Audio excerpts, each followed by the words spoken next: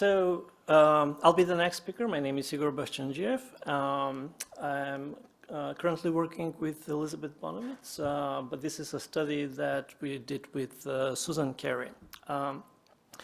And the study is on young children's learning from thought experiments. So let me start off with a very high-level question, which is, how do children learn? Right?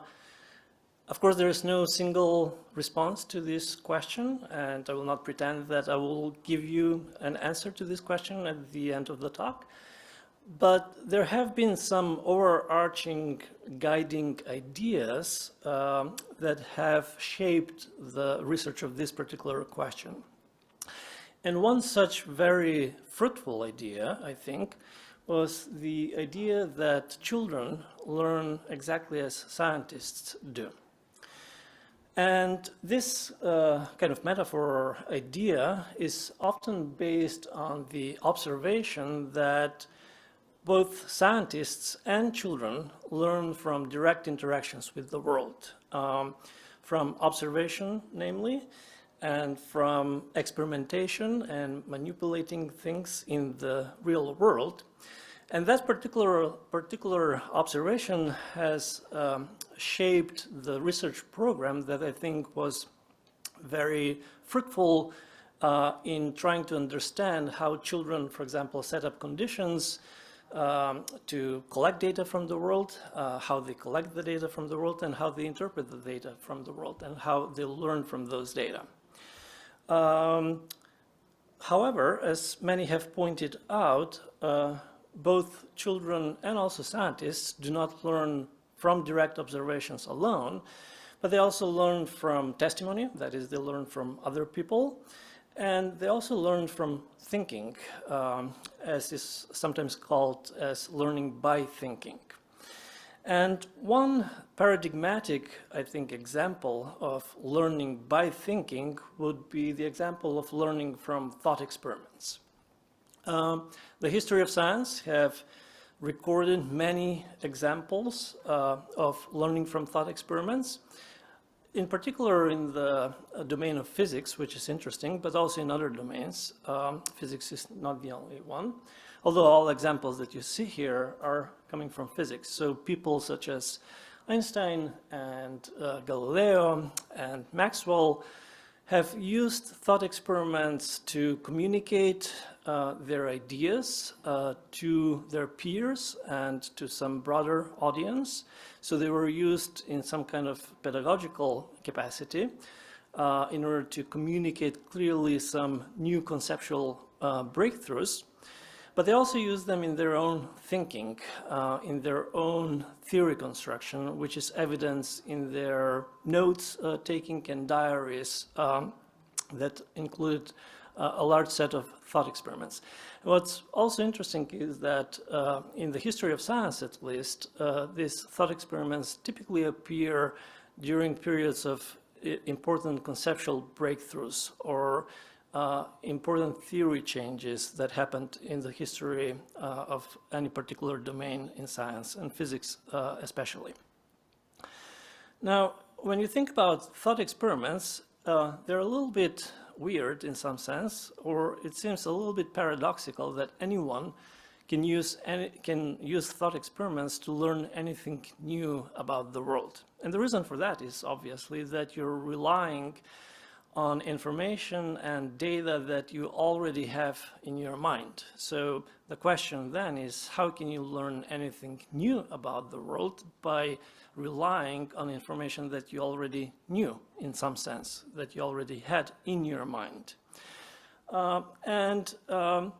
There have been various proposals, mostly in philosophy and history of science, that try to answer this question of how it is that you can learn anything new by relying on information that already is present in the mind. One proposal is by Norton that thought experiments are basically arguments in disguise, so they're either an inductive or a deductive argument. The narrative of the thought experiment itself, according to Norton, is basically just like a window dressing. It doesn't have any important function. The important machinery then that does the work for learning is the argumentation. So it's starting from some kind of premises and then making an inference that you didn't know before, which is, for that reason, a form of learning.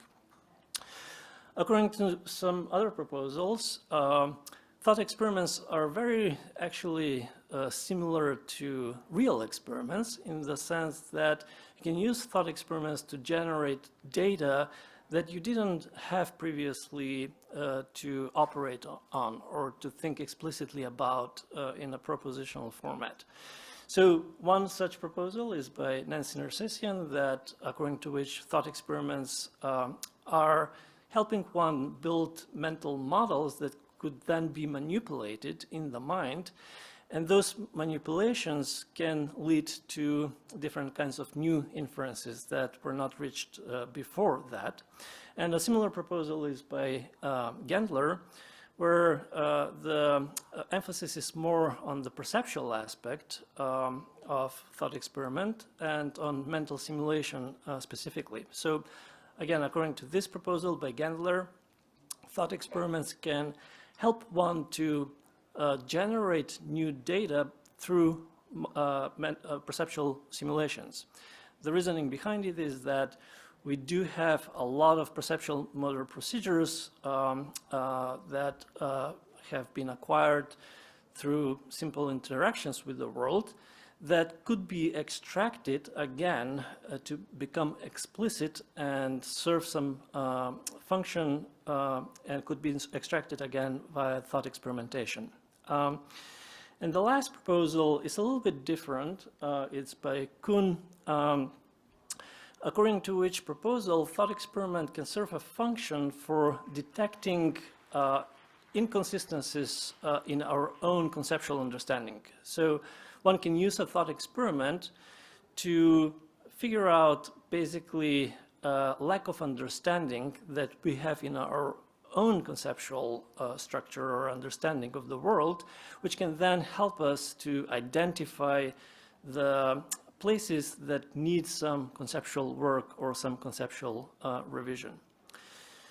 Now, all of these proposals are not mutually exclusive. I'm not going to argue for either one of them as being right or wrong, especially because all of them, as I said, could be could work together in combination or in concert. So again, despite thought experiments being so present in the history of science, and it seems that they are important for learning, there have not been many studies, or if any at all, at least I am not aware of studies that have asked the question of whether children can learn from thought experiments, and if they do, then how they can do it exactly. So the study that I'll present today is exactly kind of asking this question and trying to answer it at least partially. We looked into, again, the domain of physics and into children's developing theory of matter. One way of thinking about this is that you can think of having theory 1, which is something that young children have at ages 5, 6, 7. And theory 2, which is the theory that is constructed and develops during this period, somewhere between the ages of 5 and 10 and perhaps 12. A typical adult theory 2 would be a theory that differentiates weight from density, whereas young children still do not differentiate weight from density. They're kind of smooshed into a single concept still in young age. In theory 2, or typical adult theory, material things are differentiated from non-material but physically real things, such as an adult would make a differentiation between a piece of matter and physically real but non-material things such as electricity or sound or echo. whereas young children do not have such distinction and typically would say or judge that electricity is material, but gases that are invisible and basically difficult to perceive are not considered material according to young children, and of course they are by adults. Also, a characteristic of theory 2 is that matter occupies space. So if something is material, it means that it will take up some space, and also that it weighs something, despite whether we can actually perceptually experience the weight or not. So even very small objects are considered to have some weight in theory 2, whereas young children conceive of weight as an accidental property of matter. That is, some things do have weight and some things do not have weight. So prototypically small things do not weigh anything at all, according to 5, 6, and some 7-year-olds. What's really interesting about that aspect of this theory 1 is that it's not just young children who think that, but it was true in the history of science as well. So Aristotle also believed that weight is an accidental property of matter, just like odor is. So some things do have smell and some things do not have smell. Some things do have weight or gravity, and some things have levity or do not have weight. And typically, prototypically small things were also considered not to weigh anything at all. And that a small thing that's on its own would have a different weight if it's on its own versus if it's part of a bigger clay ball, for example. So in this particular study, I'll focus on that particular belief about weight or understanding of weight as a property of matter. And to investigate that, we tested 119 children who were 6 and 7-year-olds. The average age was close to 7. And they all participated in a pre-training, training, post-training kind of design. The only difference between the two conditions that we had was happening at training, and that difference was whether they participated in a thought experiment or they participated in a real experiment. As far as pre-training and post-training are concerned, they were exactly the same across all children. And we assessed all sorts of different things, including their kind of basic understanding of arithmetic, such as what is 0 plus 0 plus 0, and also what is 0 plus 7 or 0 plus some other number. We also asked them about the property of matter being to occupy space or take up space. We asked them about the property of matter of visible pieces and invisible pieces, etc. What I'll be focusing on today, in today's presentation, is basically the questions about very small pieces of matter and about whether they weigh anything at all or not. So one example of such a question would be, here I have a grain of rice. We identify that it's a grain of rice, and then we would ask children, do you think this grain of rice weighs a lot, a little bit, or nothing at all? And then after children would answer, we would ask them why they think so. So judgment and justification. And the same type of questions were asked at pre- and post-training. During so-called training, children participated either in a real experiment or a thought experiment. So there were two different conditions. It was between subjects. And this is what happened in those experiments. So what they saw is a setup like this, where this is like a fulcrum that's made out of popsicle sticks. In this case, we have 6 popsicle sticks that are glued together. And then there is a card that is on top of that fulcrum. In the real experiment, children saw a grain of rice being put on one side of the card, and they were asked what happened and why. Then they saw another grain of rice being added, another grain, etc., until the card would topple. And then we asked them what happened and why. Then in the next stage, they saw another fulcrum that was made out of 3 popsicle sticks, so a thinner fulcrum, and they saw the same thing, and we asked the same kind of questions. And then they saw a setup that had just 1 popsicle stick, in which case only 1 single grain of rice was sufficient to topple the cart. And again, we asked them what happened and why. We didn't ask them to make any predictions. We just asked them to interpret the data in the real experiment. The thought experiment was exactly the same as the real experiment. The only difference was that children saw the setup, they saw the fulcrum, they saw the cart, but they didn't see grains of rice being added on the cart. They were just simply asked to imagine putting a grain of rice on one side of the cart. What do you think would happen in that case and why? And then they were asked to imagine adding another grain of rice, another grain, and then they were asked the same set of questions with the fulcrum with 3 popsicle sticks and the fulcrum with 1 popsicle stick. So the first question, given this setup, is whether children could simulate accurately in this setup. And first, what I'll show is a graph of what happened in reality. So this is in the real experiment. On the x-axis is the width of the fulcrum, or the number of sticks. So if you remember, we had the fulcrum with 1, with 3, and with 6 popsicle sticks.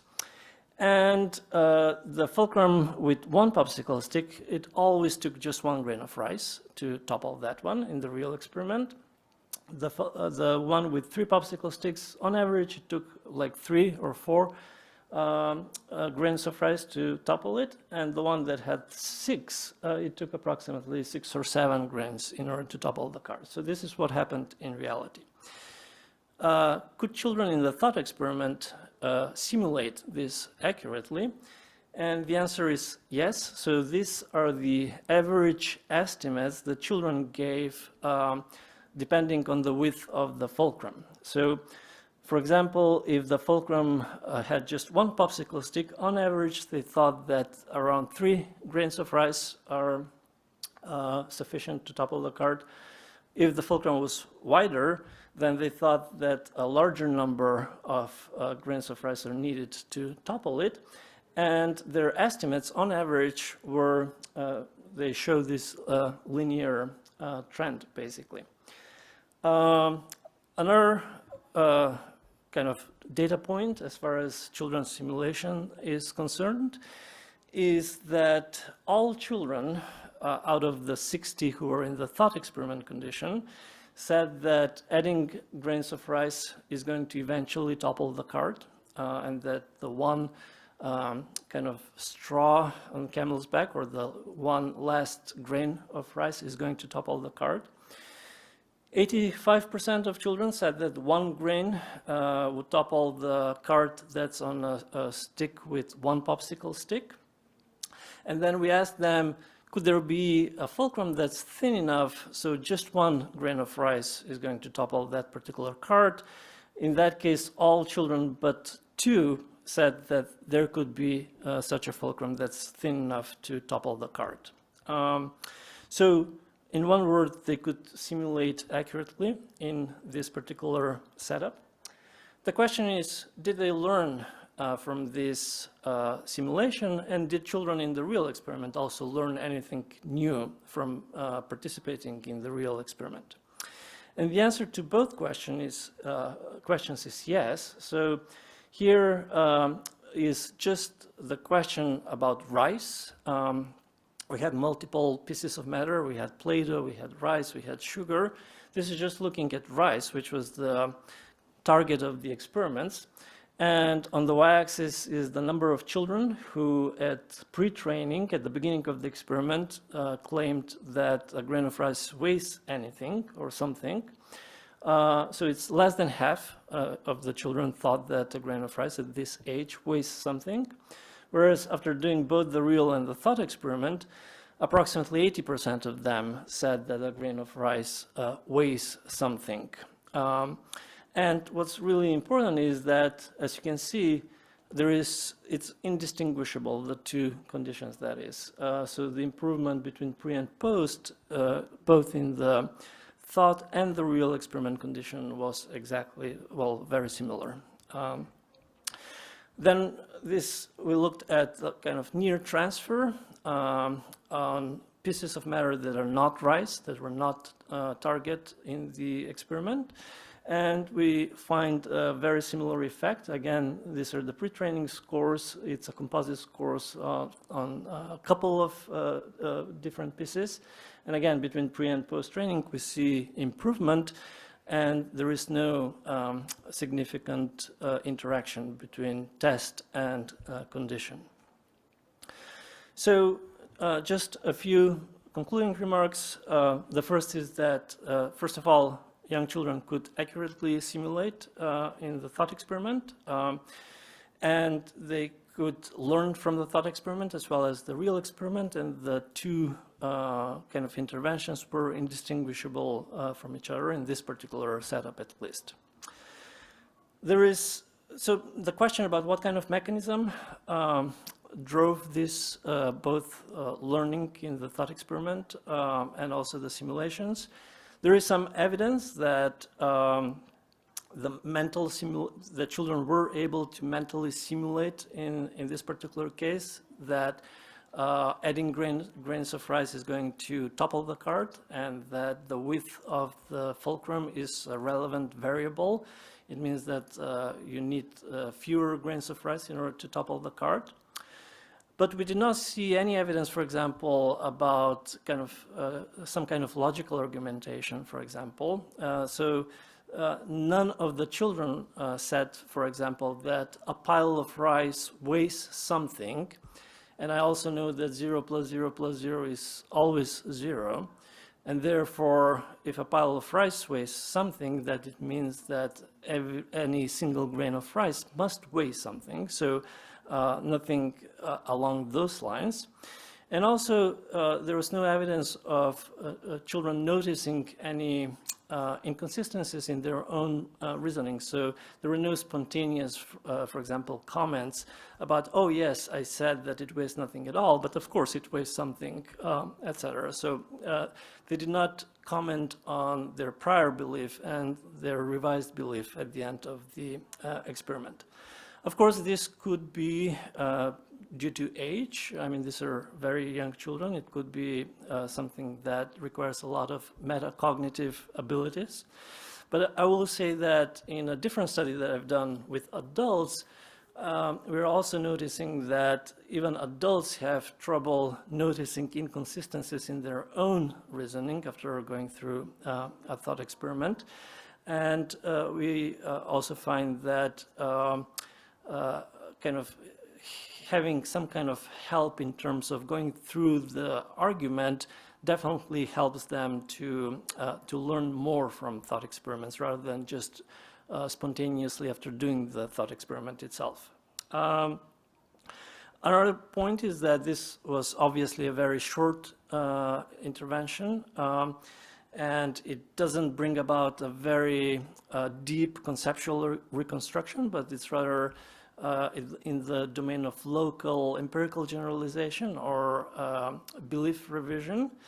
But we are kind of trying to address that by having a much richer intervention where, together with Elizabeth Bonowitz and Karen Walker, we are looking at a curriculum that was developed to teach about matter that is on all sorts of different aspects of this developing theory of matter, including the property of occupying space, having weight, but also things such as water displacement and solidity and how those two are related to each other.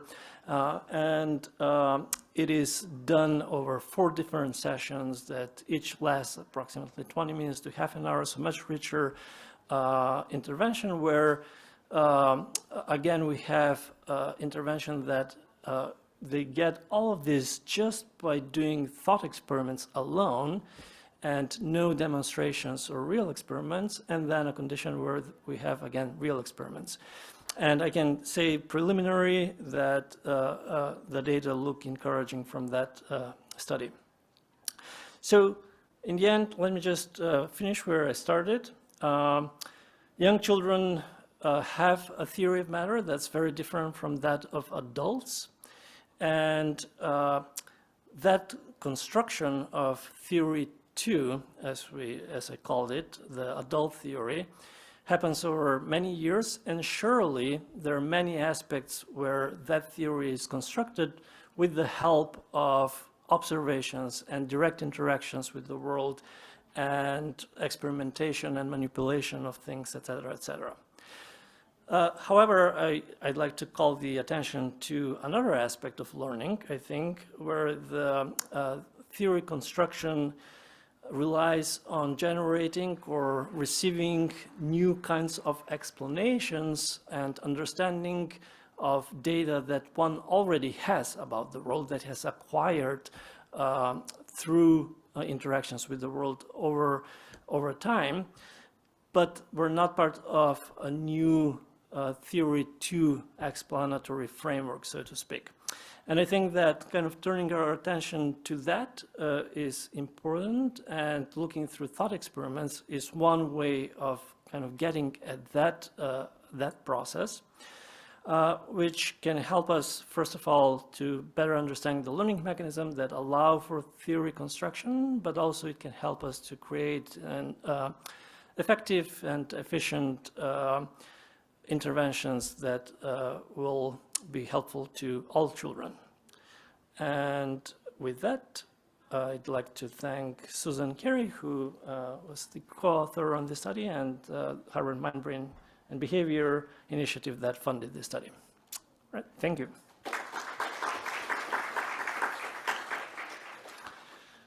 And I guess we can have a question or two, and then our next speaker will be Jamie. So Jamie can get ready, and then we can see if we have any questions here. If so, there is a microphone here that you can use, or if we have from the virtual audience that I'm not sure if we can hear right now, but I hope so.